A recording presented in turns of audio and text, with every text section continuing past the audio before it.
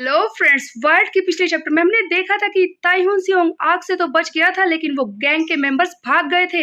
अब ताइहुन उन्हें ही ढूंढने जाने वाला है, तो आइए देखते हैं कि क्या होता है। इस चैप्टर की शुरुआत में हम देखते हैं कि फायर ब्रिगेड के कर्मचारियों को दिखाया जाता है जो पानी पी रहे हैं, आराम से बैठे हैं। इन्होंने काफी कोशिश करके उस सारी आग को बुझा दिया था जिसमें ताइहुन और जोशुआ जलने वाले थे।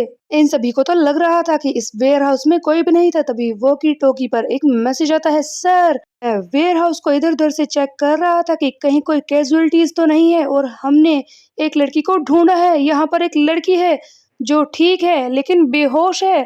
क्या एक सर्वाइवर लड़की? लेकिन वो कौन है? तब ये बताता है कि सर देखने में तो ऐसा लग रहा है कि ये एक स्टूडेंट है और ये आग से ही बचकर आई है। इसकी हालत को देखकर तो यही लग रहा है सर। तभी हम देखते हैं कि ताइहुन सियोंग और जोशुआ एक जगह पर छिपकर बैठे हैं और ये सारी चीजें देख रहे थे। जोशुआ कहता है कि उन्हें वो फाइनली मिल गई। तब ताइहुन कहता है कि तुमने ऐसा क्यों किया? तब जोशुआ बताता है, देखो अगर वो लोग हमें ढूंढ लेंगे तो चीजें और भी ज्यादा बिगड़ सकती है। हो सकता है कि पुलिस इसमें इन्वॉल्व हो जाए और हमें बाकी गैंग को भी खत्म करना है। एंड तुम्हें तो पता ही है कि वो पंच ऑफ क्वेश्चन पूछते हैं जिससे सर में दर्द हो जाता है। तब ताइहुन कहता है कि शट अप। इधर हम देखते हैं कि फायर फाइटर नोटिस कर रहे हैं कि इस लड़की के सर पर चोट लगी है। वैसे इसकी सांसें तो चल रही है, ऐसा लगता है कि ये किसी भी वक्त होश में आने वाली है। पता नहीं इस जैसी लड़की यहाँ पर क्या कर रही है। तभी हम देखते हैं कि जोशुआ कहता है कि अपने इमोशंस पर काबू करो, हमें और भी गैंग वालों को पीटना है। और जैसा कि उन फायर फाइटर्स को वो लड़की मिल चुकी है तो हमें भी यहाँ से जाना चाहिए। हम देखते हैं कि ताइहुन तो पहले ही जाने लगता है। इस बात पर जोशुआ कहता है कि तुम कहाँ पर जा रहे हो? क्या तुमने पहले ही ढूंढ लिया कि वो सारे लोग किस जगह पर गए होंगे? क्या तुम्हें उस गैंग का प्लेस पता है? तब ताइहुन कहता है कि जोशुआ क्या तुम ड्राइव करना जानते हो? हम देखते हैं कि ये दोनों साथ में निकल जाते हैं उस गैंग के प्लेस को ढूंढने के लिए। इसके बाद एक और सीन दिखाया जाता है जहाँ पर हॉबिन अपने घर पर है और सो रहा है। तभी इसे ताइहुन का फोन आता है। तब हॉबिन कहता है कि इतनी रात को तुम्हारा फोन? मैं सो रहा था। इस पर ताइहुन बताता है कि देखो वैसे ये अच्छी बात है कि तुम सो रहे हो, लेकिन एक इमरजेंसी है, तुम्हें इसी वक्त हॉस्पिटल में इमरजेंसी रूम में जाना होगा। इसी बीच में इस वैन के नेविगेशन सिस्टम की आवाज आती है कि आपको राइट टर्न करना है। ये सारी बातें फोन पर होबिन भी सुन रहा है और सोच रहा है कि यहाँ पर क्या हो रहा है। क्या कोई बहुत ही बड़ी गड़बड़ हो गई है? क्या ताइहुन खतरे में है? कहाँ जा रहा है? तब ताइहुन कहता है कि देखो जिस पर्सन को तुझे ढूंढना है वो है सूर्योन ली, जो एक फैम की मॉम है। तुम्हें इसी वक्त जाना होगा, उसे ढूंढना होगा। वो किस कंडीशन में है? प्रोबेबली मुझे ऐसा लग रहा है कि इस वक्त उसे इमरजेंसी में ही ले जाया जाएगा। मैं तुम्हें लोकेशन सेंड कर रहा हूँ, तुम जल्दी से जाओ और देखो कि वो कैसी है। ये कहते ही ताइहुन फोन काट देता है, जिस पर होबिन हैरान है कि आखिरकार क्या गड़बड़ हुई है। तब जोशुआ कहता है कि लगता है कि तुम्हें उसकी चिंता हो रही है। वैसे ये वैन किसकी है? क्या तुम्हारे डैड की वैन है ये? इसे देखकर तो ऐसा लग रहा है कि तुम्हारे डैड एक टाइकोंडो इंस्ट्रक्टर है और उन्होंने ही तुम्हें वो टाइकोंडो की मूव सिखाई है। मैंने सही कहा ना? तब ताइहुन कहता है कि तू तो ऐसे बात कर रहा है कि हम दोनों कितने अच्छे दोस्त हैं। Shut up. उधर होबिन शॉक में है कि उसने मुझे एक वर्ड भी नहीं बताया, बस ये बताने के अलावा कि एक एक्सीडेंट हुआ है, मुझे किसी से मिलने जाना है। वो ऐसा कैसे कर सकता है? जरूर उसका कोई ना कोई कॉल दोबारा से आएगा, मुझे कोशिश करनी होगी उससे बात करने की। इसी बीच में एक और कॉल आ जाता है होबिन को, जिसे सुनते ही होबिन को बहुत ही बड़ा शौक लगता है। इससे पहले कि ये कुछ और पूछता, इसके मुंह से चीख निकलती है और कहता है कि वॉट? तो ऐसा क्या हुआ होगा जो होबिन इतना चिल्ला रहा है? उसके बाद हम देखते हैं वो जगह जहाँ पर माक्रू के मेंबर्स छुपे हुए हैं। इन्हीं में से एक कहता है कि तुम क्या कर रहे हो? तब दूसरा बताता है कि मैं खाना बना रहा हूँ उन लोगों के लिए जिनका हम इस्तेमाल करने वाले हैं, वो सारा सामान जो हमने बंद किया हुआ है। तो बेसिकली यहाँ पर ये रनअवे बच्चों की बात कर रहा था, उन्हीं के लिए खाना बना रहा है जिन लोगों को इन्होंने बंद किया हुआ है। तब इनमें से एक कहता है कि बॉस ने मुझे उनके लिए खाना बनाने के लिए क्यों कहा? ये कितना बड़ा सर दर्द है। तभी दूसरा कहता है कि हाँ वैसे तूने सही कहा, इससे पहले कभी भी बॉस ने उन जैसे डिस्पोजेबल बच्चों को खाना नहीं खिलाया, लेकिन इस वक्त उन्होंने अपना माइंड बदल लिया है। तुझे पता है उन्होंने एक नया प्लान बनाया है पैसे कमाने का। क्या कहा? एक नया बिजनेस? तो बेसिकली यहाँ पर इस माक्रू के नए बिजनेस के बारे में पता चलने वाला था। इससे पहले तो ये लोगों के ऑर्गन्स की डीलिंग करते थे। इससे पहले तो वो रनअवे फैम्स के बच्चों के ऑर्गन बेच दिया करते थे, लेकिन अब इसके बॉस यानी कि इस ग्योल चियोन ने एक और प्लान बना लिया था पैसे कमाने का।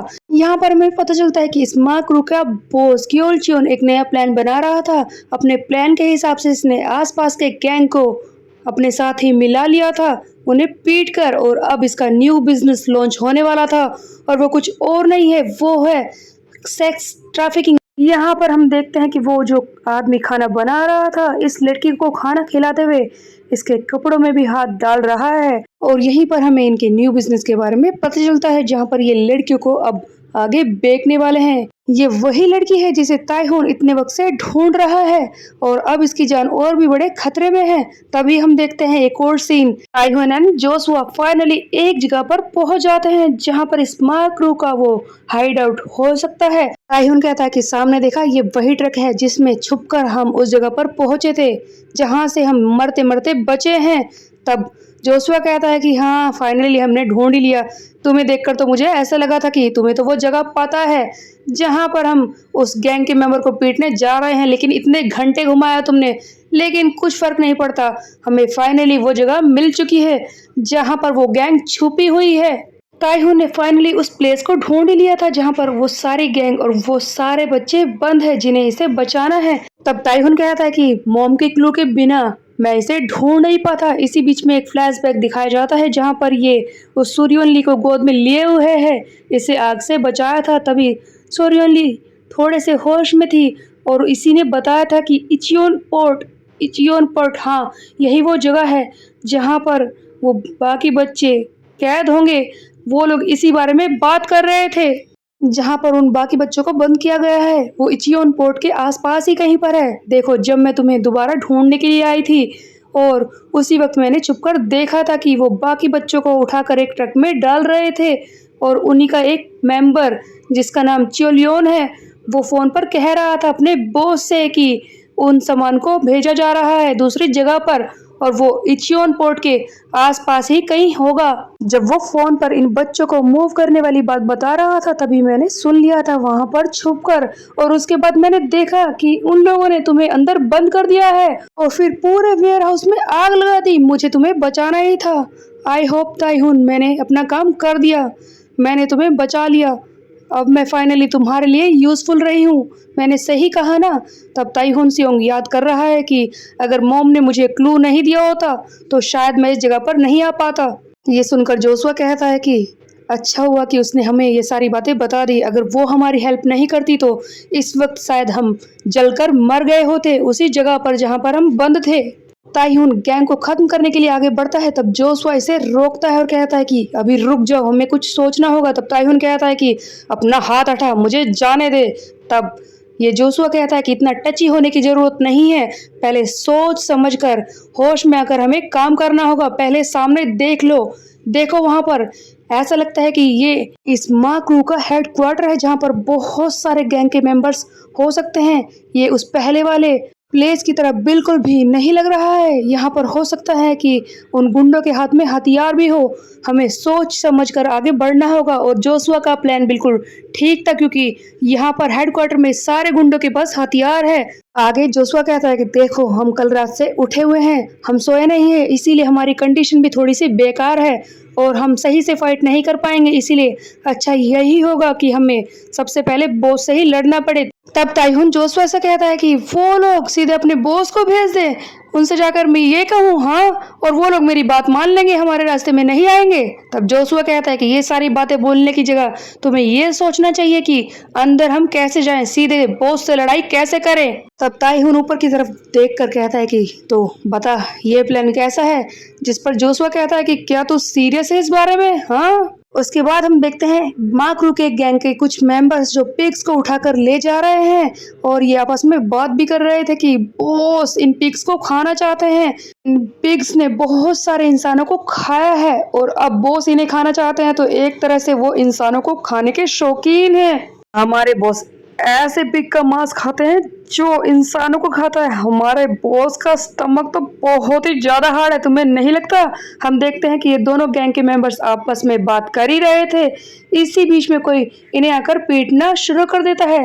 ऐसा लगता है कि ताइहून एंड जोसो अपने प्लान के हिसाब से अंदर घुस आए हैं। इन्होंने छत वाला रास्ता चुना था। हम देखते हैं कि सबसे पहले जोसुआ ऊपर आता है और एक मेंबर को पीट कर कहता है कि ऐसे घूर क्या रहा है, तू भी तो इन पिग्स को फेंकना ही चाहता था, मैंने भी तो यही किया है। हम देखते हैं कि तभी दूसरा गैंग का मेंबर आगे बढ़ता है उस जोसुआ को पीटने के लिए। लेकिन उससे भी शॉकिंग बात तो यह है गाइस कि जब ताइहून सियोंग एक छत से दूसरे छत पर कूदता है बिल्कुल क्रिस की तरह, ऐसा लगता है कि ये हवा में उड़ रहा है और फाइनली दूसरी छत पर लैंड करता है इन दूसरे माकरू के गुंडों को मारने के लिए। ताइहून कहता है कि वाह क्या बात है, लेकिन ये जितना मैंने सोचा था उससे कहीं ज्यादा दूर था। इस पर जोसुआ कहता है कि आज के बाद मैं तेरी बात नहीं सुनूंगा, हम ऑलमोस्ट मर ही जाते। तब ताइहून कहता है कि ये सब बोलना बंद कर, जल्दी कर, हमें उस बोस को भी हराना है और यहाँ से निकलना है। अगले सीन में हम देखते हैं कि ताइहून सियोंग और जोसुआ एक गुंडे को धमकाकर एक ऐसी जगह पर ले आते हैं जहां पर माकरू का एक हाई रैंकिंग मेंबर बैठा हुआ है। ताइहून कहता है कि तूने कहा था ना कि इस दरवाजे के पीछे एक हाई रैंकिंग मेंबर है जो बहुत ही खतरनाक है, लेकिन इस दरवाजे के पीछे तो बहुत ही ज्यादा शांति है। तुझे सचमुच लगता है कि तेरा वो हाई रैंकिंग मेंबर हम दोनों से लड़ाई कर सकता है? हम देखते हैं कि ताइहून और जोसुआ दरवाजे तोड़कर अंदर आ जाते हैं। सचमुच एक माकरू का हाई रैंकिंग मेंबर सामने बैठा होता है जो पिग्स को खा रहा था। डिस्गस्टिंग। यह है माकरू का नंबर 3 मेंबर जुनयोंग यांग जो कि यहाँ पर बैठकर पिग खा रहा था। तभी इसका वो मेंबर जो ताइहून की किक से अंदर आकर गिरा है वो चिल्लाता है कि सर ये दोनों वही गाय हैं जिन्होंने हमारे दूसरे प्लेस पिग पैन पर अटैक किया था। इन लोगों ने वहां पर बहुत ज्यादा प्रॉब्लम क्रिएट की थी, आप इन्हें खत्म कर दीजिए। ताइहून आते ही तोड़फोड़ शुरू कर देता है और कहता है कि तू यहाँ का हाई रैंकिंग मेंबर है इसीलिए पिग खा रहा है आराम से बैठकर।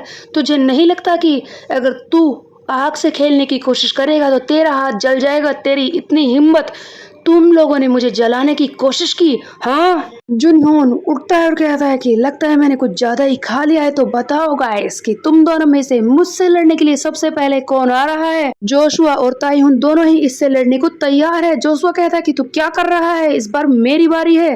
तब ताइहून कहता है कि तू पीछे रह, इससे मैं लड़ूंगा। इस माकरू के मेंबर से लड़ने के लिए ताइहून और जोसुआ के बीच में ही बहस शुरू हो जाती है। दोनों ही कह रहे हैं मैं इसे मारूंगा। ताइहून भी कहता है कि मैं इसे मारूंगा। जोसुआ कहता है कि इससे पहले भी तू मेरे शिकार के बीच में आ चुका है, तुझे याद है ना? इस बार मैं ऐसा नहीं होने दूंगा, तुझे ही पीछे हटना होगा। जल्दी से पीछे हो जाओ क्योंकि मुझे इसे खत्म करना है। तब ताइहून कहता है कि कोशिश करके देख ले, अगर तूने एक कदम भी आगे बढ़ाया तो सबसे पहले मैं तुझे ही खत्म करूंगा और तेरे शिकार के करने के बाद मैं इसे मारूंगा। हम देखते हैं कि ताइहून और जोसुआ तो आपस में बहस करते ही रह जाते हैं। जुनह्योन इन्हें मारना भी शुरू कर देता है और कहता है कि तुम लोगों को क्या मैं इजी टारगेट लगता हूँ जो दोनों ही ये कह रहे हो कि मुझे आकर खत्म करोगे, हाँ? जोशुआ और ताइहून अभी भी बहस करना नहीं छोड़ रहे हैं। दोनों ही कह रहे हैं कि इसे मैं मारूंगा, पीछे हट जा। तब ताइहून भी कहता है कि पीछे हट जा, मैंने कहा ना तुझसे। दोनों ही एक साथ मिलकर इस जुनह्योन को पीटने के लिए तैयार हो जाते हैं। फाइनली हमें यहाँ पर डुओ फाइट देखने को मिलने वाली थी, लेकिन सचमुच क्या ताइहून किसी के साथ डुओ फाइट लड़ सकता है? हर एक इंसान के बीच में आने की ये कोशिश करता है। ताइहून की टाइकोंडो मूव्स की वजह से इसे उछलना पड़ता है और जोसुआ के अटैक इसी पर लग रहे हैं। तब ये जुनह्योन इन लोगों का मजाक उड़ाने लगता है कि इससे पहले तुम लोगों ने कभी डुओ फाइट की है? तुम लोग तो मजाक कर रहे हो मेरे साथ, तुम अपने आप एक दूसरे को मार रहे हो, हाँ? ताइहून किसी के साथ मिलकर फाइट कर ही नहीं सकता और ये इस वाली फाइट में भी दिख रहा है जहां पर ताइहून सियोंग और जोसुआ एक दूसरे के अटैक्स के बीच में आ रहे थे। जोसुआ भी पूरी कोशिश कर रहा है इससे लड़ने की। इसी बीच में जुनह्योन फिर से इनका मजाक उड़ाता है और कहता है कि तुम लोग तो बच्चे हो, डिसाइड ही नहीं कर पा रहे कि कौन लड़ना चाहता है। यहाँ आने से पहले तुम लोगों ने सोचा नहीं कि तुम किससे लड़ने जा रहे हो? कम से कम तुम्हें लोहे का बन के आना चाहिए था। इसी बीच में हम देखते हैं कि माकरू के और भी मेंबर्स यहाँ पर आ जाते हैं जो ताइहून और इस जोसुआ से लड़ना चाहते हैं। फाइट कुछ सेकंड्स के लिए रुक जाती है। तब जुनह्योन कहता है कि अगर तुम लोग इन्हें संभाल लोगे तो ठीक है, फिर मैं यहाँ से जा रहा हूँ क्योंकि बॉस के साथ मेरा एक ज़रूरी काम है, मुझे वो ख़त्म करना है। हम देखते हैं कि जुनह्योन तो यहाँ से चला जाता है और उसके बाद उसके वो बाकी साथी जोसुआ एंड ताइहून पर टूट पड़ते हैं उन्हें मारने के लिए। ताइहुन एक ही को पीटना शुरू कर देता है और कहता है कि मैंने तुम लोगों से कहा ना कि मैं तुम लोगों में इंटरेस्टेड नहीं हूँ, यहाँ पर क्या कर रहे हो। उधर जोसुआ भी एक ही को मार रहा है। इसी बीच में एक गैंग का मेंबर ताइहुन के हाथ को पकड़कर उसे खींचकर नीचे गिराने की कोशिश करता है। तब ताइहुन सियोंग को और भी ज्यादा गुस्सा आ जाता है और वो कहता है कि अपना हाथ अपने पास रख। इसकी एक डेडली मूव यहाँ पर देखने को मिलती है जहाँ पर ये बुरी तरह से इसे मारता है। उसके बाद हम देखते हैं कि एक और गैंग का मेंबर ताइहुन के ऊपर चढ़कर बैठ जाता है, इसे दबोच कर पकड़ने की कोशिश करता है। ताइहुन कहता है कि तू क्या कर रहा है। तब हम देखते हैं कि ताइहुन सामने कुछ ऐसा देखता है जिसे देखकर वो शॉक रह जाता है। तभी एक गैंग का मेंबर जो इससे चिपका हुआ है वो कहता है कि तुझे क्या लगता है कि तूने वहां पर आकर हम लोगों को पीट दिया तो तू यहाँ पर भी आकर हम सबको मार देगा। तू माँ क्रू को नहीं जानता। अगर हम लोग किसी को मारना चाहते हैं तो हम ये भी चिंता नहीं करते कि हमें चोट लग रही है या फिर नहीं, या फिर हमारे गैंग के मेंबर्स मर रहे हैं या नहीं। ताइहुन को ऊपर से एक गैंग के मेंबर ने तो पकड़ा हुआ ही था, नीचे से माकरू के बाकी गैंग के मेंबर्स इसे रेंग रेंग कर पकड़ने की कोशिश कर रहे हैं, जिनकी चलने तक की हालत नहीं है, फिर भी ये इसे रोकने की कोशिश कर रहे थे। चारों तरफ से इसे जकड़ रखा है। इन सारे लोगों ने ताइहुन को पकड़ा है, वो हिल तक नहीं पा रहा। तभी माकरू का एक और मेंबर चाकू लेकर हाथ में बढ़ता है ताइहुन की तरफ उसे मारने के लिए। अगले सीन में हम देखते हैं कि जुनयोन आकर अपने बॉस को बताता है कि बॉस, वो दोनों लड़के जिन्हें हम आग में जलाकर मारना चाहते थे वो वहां से बच आए हैं और हम पर अटैक कर दिया है। तभी गैंग का एक और मेंबर कहता है कि बॉस, कोई है जो हमारे बारे में ढूंढने की कोशिश कर रहा है तो हमें परेशानी हो सकती है। हमें ढूंढना होगा कि वो दोनों लड़के कौन है, किसने उन्हें भेजा है। तब माकरू का बॉस क्योंग चियोल कहता है कि अगर इस तरह से हम हर एक आदमी के लिए रुकते रहे, अपने प्लान को रोकते रहे उन लोगों को चेक करने के लिए, तो हम कभी भी आगे नहीं बढ़ पाएंगे। वैसे भी उन लोगों का हम पर अटैक करना कोई बड़ी बात नहीं है, हम उन दोनों को यहीं पर मारकर आगे अपना काम कर सकते हैं। इसीलिए तुम चिंता मत करो, जो हो रहा है उसे होने दो। तब ग्योंग चियोल फिर से कहता है कि ये बताओ कि हमारे लोगों को पता है ना कि उन्हें क्या करना है, कितना वक्त लगेगा उन दो लड़कों को मारने में। तब जुनियन कहता है कि बॉस आप चिंता मत कीजिए, मैंने उन्हें समझा दिया कि क्या करना है। उसके बाद एक और सीन दिखाया जाता है जहां पर हम देखते हैं कि होबिन एक हॉस्पिटल में पहुंच चुका है। जैसा कि ताइहुन ने इससे कहा था कि तुम्हें जाकर सोरियोन ली को ढूंढना है, उसे चोट लगी है, और उसी से मिलने के लिए होबिन हॉस्पिटल में आ गया था। होबिन इसे सारी बात बता देता है, जिस पर सोरियोन ली चिल्लाती है कि क्या कहा तुमने, ताइहुन वहां पर उस गैंग से लड़ने के लिए अकेला ही चला गया, तुम क्या कह रहे हो, वो क्या करेगा।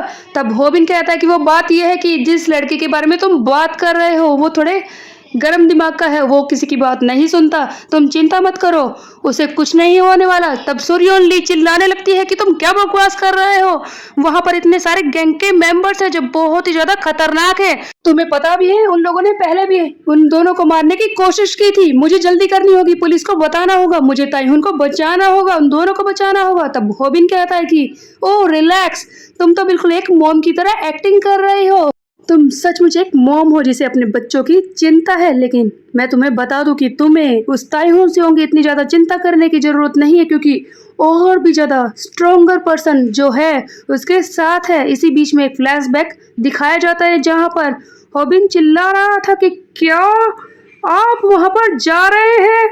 हम देखते हैं कि सामने से जो आवाज आ रही थी वो किसी ऐसे इंसान की थी जिसे सुनकर होबिन बहुत ही ज्यादा डर गया था। ये इंसान कोई और नहीं, ताइहुन सियोंग के डैड थे। ताइहुन के डैड कहते हैं कि वो तुम्हें इतनी रात को फोन किया, लेकिन मैं ये जानना चाहता हूँ कि क्या ताइहुन फिर से घर से भाग गया है। मैंने उससे ये सब करने से मना किया था, लेकिन वो मेरी बात कभी भी नहीं सुनता। होबिन ये सब सुनकर शौक में है कि अब वो क्या बोले, किस तरह से एक्सप्लेन करे। इसी बीच में ताइहुन के डैड हांसो सियोंग कहते हैं कि तुम चिंता मत करो, इस बार मैं उसे अच्छी तरह से सबक सिखा कर रहूंगा। उसकी हिम्मत कैसे हुई दोबारा घर से भागने की। बेचारा होबिन बहुत ही बड़े शौक में है और कह रहा है कि ताइहुन वो गुंडे, उनसे तो तुम बच जाओगे, लेकिन तुम्हें पता नहीं है कि और भी ज्यादा खतरनाक पर्सन तुम्हारी तरफ आ रहा है, पता नहीं अब तुम क्या करोगे। ताइहुन के डैड फाइनली उस जगह पर पहुंच जाते हैं जहां पर ताइहुन सियोंग उन गैंग के मेंबर्स को पीट रहा था। अपने डैड को ऐसे अचानक से देखकर ताइहुन को बहुत ही बड़ा शौक लगता है और वो कहता है, ओ डैड आप यहाँ पर। पहली बार ताइहुन सियोंग को डरते हुए भी दिखाया जाता है। ताइहुन के डैड यहाँ पर आए हैं। ये सारी बातें सुनकर जोशुआ भी हैरान रह जाता है कि ओह तो ये है वो ताइक्वांडो टीचर, ताइहुन के डैड है। ये बहुत ही खतरनाक लगता है देखने में। तो तब हम देखते हैं कि ताइहुन के डैड हांसू सियोंग चिल्लाते हैं कि मैंने तुमसे कहा था ना कि दोबारा घर से भागने की कोशिश मत करना, तुम्हारी इतनी हिम्मत कैसे हुई। उधर बेचारा ताइहुन फंस चुका है। उसके दिमाग में यही चल रहा है कि अब मैं क्या करूं, वो मुझे मार डालेंगे अगर मैंने सच कहा तो। अब मैं क्या करूं, मुझे कुछ तो सोचना ही होगा। ताइहुन झूठ बोलना शुरू कर देता है। वो डैड बात यह है कि आपने गलत समझ लिया है। आपको पता है इन लोगों ने मुझे किडनैप किया था, इन लोगों ने मुझे बुरी तरह से पीटा भी है। ये लोग मेरे ऑर्गन्स बेचना चाहते हैं। ताइहुन के मुंह से ऑर्गन बेचने वाली बात को सुनकर हांसू सियोंग का वो वाइल्ड रूप फिर से हमें देखने को मिलता है। अब बहुत ही डेडली फाइट होने वाली है। ताइहुन के डैड उसका क्या हल करने वाले हैं ये हम देखेंगे इस नेक्स्ट चैप्टर में। तब तक के लिए मेरे चैनल को सब्सक्राइब कर ले, बेल के आइकन को कर दे प्रेस पे। मिलते हैं, बाय बाय।